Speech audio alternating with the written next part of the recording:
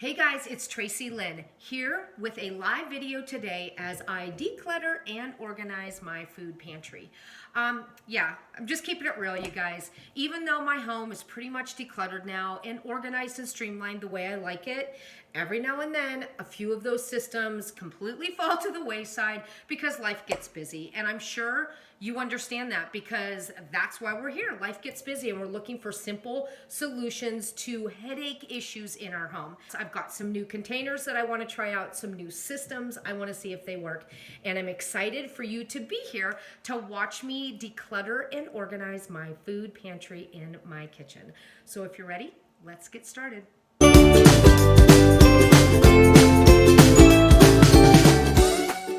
Okay, the first thing that I need to do before I start decluttering is make sure I have all of my tools ready, because it's important to be in the game, to have your head in business mode so that you're not easily distracted. So the phone is shut off. I even sent out a quick text message to my kids telling them to just leave mom alone for the next hour and a half so that I can really keep my focus where it needs to be. And then I have my supplies gathered up, and I like to have a decluttering kit ready to go at all times that has my top go-to tools for whenever I'm cleaning out and organizing an area. And I'll post a link down below so that you can read that post and set up a decluttering kit yourself. But super quickly, I'm gonna go over it. If you already have a decluttering kit, go ahead and jump to the next section where we get busy organizing the pantry. Okay, so my decluttering kit is just a clothes basket full of supplies. This basket is from Walmart. It was like $3.85. I must own probably 20 of them. Seriously, you guys. I have these all over my home. They're great for room resets. They're great to hold blankets and pillows and toys, all kinds of things. It's very flexible. It's small and it's easy to carry with one hand. See, even full, one hand. So I have it labeled. That way my family doesn't use it for another project. They tend to dump things out to get to the containers that they want. So if it's labeled, they know it's off limits. This basket is already spoken for and it already has a purpose in my home and life. So inside of my decluttering basket, I have cleaners, I have a couple rags, I have my sorting labels for when I'm really decluttering an area, trash bags, small Ziploc bags for containing smaller items, a few small organizing containers I'm not using at the moment, a black magic marker, my label maker is there. And something new I just added to my decluttering kit is hand lotion. And the reason being is that your hands get really dry for some reason when you're doing a decluttering and organizing project. I think it's just because you're touching a lot of things that are dry and it really dries up your hands and they can crack really easy. So by keeping just a random bottle of hand lotion in my decluttering bin, it reminds me to lotion up before I start and throughout the decluttering project. Because again, distractions tend to stop me and keep me from finishing a project. So the more things that I can keep in my decluttering kit, the better. Then I have a few organizers that I'm going to try out, just some random organizers. A lot of them I've already owned and aren't using in other projects, or maybe I found better organizers for those projects. So I just have a stack that whenever I'm doing an organizing session, I bring them with me and see if there's anything that I can use. Always shop your home first when you're looking for containers and organizers before you go out and purchase what you feel that you need, because the whole purpose of decluttering is not bringing anything new in. It's finding homes for the things we want to keep, giving recognition to the things that we love, and donating or giving away the items that we no longer need, use, or love to other people that can need, use, and love them.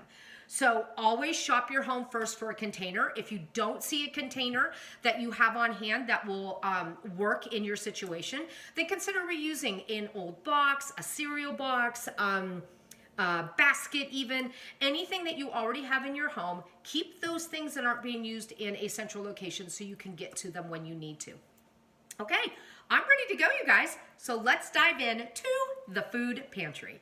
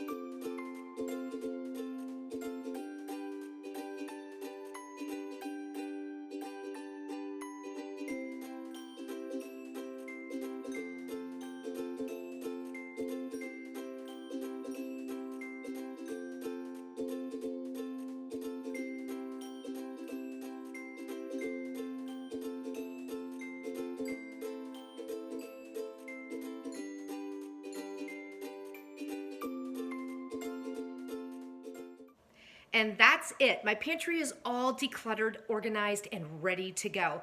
So there are a few things I want to talk to you about and just explain what my steps were with the final product. First off, there were a few things that didn't make sense to keep in my pantry, and by having them in there, it really did clutter things up.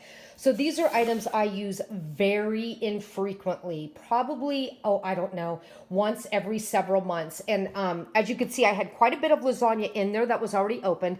This is a brand new pack. So it does not make sense to have this in my high daily active pantry. So this will go into my walk-in pantry, which is not in my kitchen, and therefore that's where I like to keep things that are not used quite as frequently. So always keep that in mind.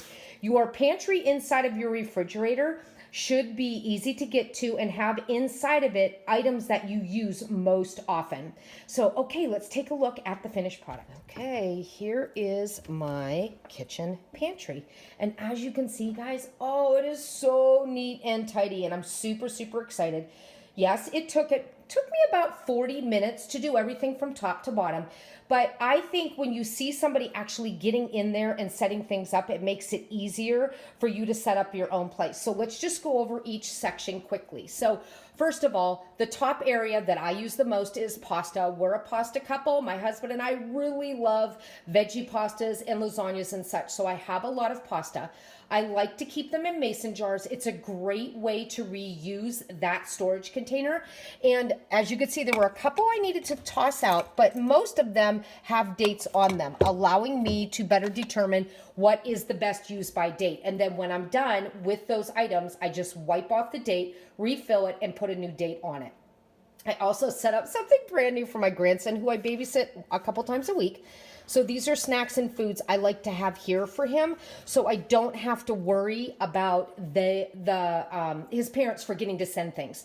So I used a Lazy Susan. I think I spent $7 or $8 on this. It makes it super easy for me to grab what I need. And I know I labeled it baby, but that was just to make me smile every time I'm in my pantry. So keep things fun, keep things light, keep things easy to use. Next on the list is breadcrumbs, which we use quite a bit of. So I have a basket with just breadcrumbs, salad toppings in the back, and Jell-O puddings. Again, I keep things in my kitchen pantry that we use daily or several times a week. Next up is snacks in each of those containers. We know we can just grab them, put them on the kitchen counter, pick out what we want, and go on. Then next is miscellaneous items. Spreads, which would be jams, fruits, and jellies, and peanut butter, and extra condiments. And then at the bottom is my baking. Now, I do not bake very often, maybe once a month, but I still do bake several times throughout the year. For that reason, I have the baking in the kitchen, but in a hard to get to place because it's down low. So if I need to make a roux for one of my soups, or I need to have a base, or I need to have some seasoning, everything is in the kitchen where I can get to it while I'm cooking, but it's not taking up prime real estate in my walk-in pantry. Okay, guys, that's everything. I hope you found some great tips and some easy advice on how to quickly organize a pantry or any food cabinet in your kitchen. Keep it simple so that you are able to use it. Label everything thoroughly so it helps guide your family to use the same containers you have set up so you don't have to do it again. And make sure that you revisit this area often so that you don't have to do a full declutter and purge every time it gets to be a mess. So make it simple so you use it, make it labeled so the family uses it, and keep it clutter-free so you don't have to do it again. Thanks for stopping by. I'll see you in the next video. As always, you can find me at declutterinminutes.com. Take care. Happy decluttering.